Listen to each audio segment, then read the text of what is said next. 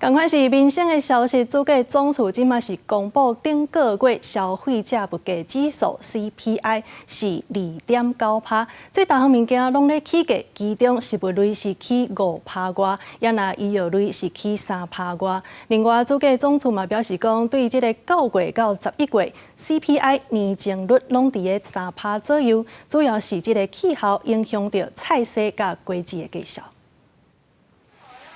到大骨汤刷落来，将菜甲肉片拢总同齐落鼎，也有一味火锅料。最近天气变冷，真侪人拢想要食一个火锅，互身体较烧热。只是民众发现火锅料起价啊，起大约只够2成，24、25。那现在你看涨了1倍。我们最近也说要吃火锅啊，可是说尽量少买那些饺子，因为太贵。毕竟你还是平常食衣住行，你还是都会用到。像我们外食就少吃一点这样。火锅料目前的话，它只有少数部分的话会有稍微的调涨，但是那个调涨的幅度不会到太大，对，所以大部分的涨幅的空间，我们店家还是可以接受的。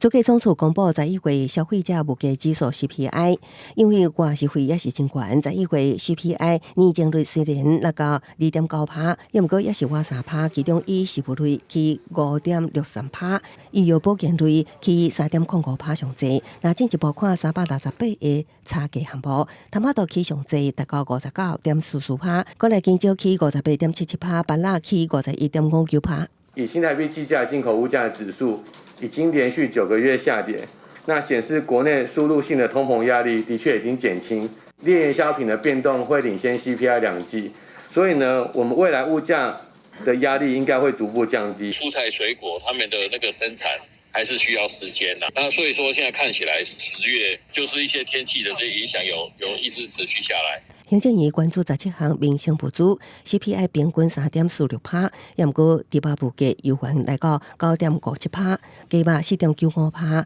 胖3.8%。主计总处表示，为9月开始到11月 CPI 年增率拢伫3%左右，主要是气候影响菜色水果的价销。也毋过若扣除菜色水果了后的核心 CPI 是2.38%，是我21个月来上细气候。核心 CPI 登到5号战争进前的水准。记者综合报道。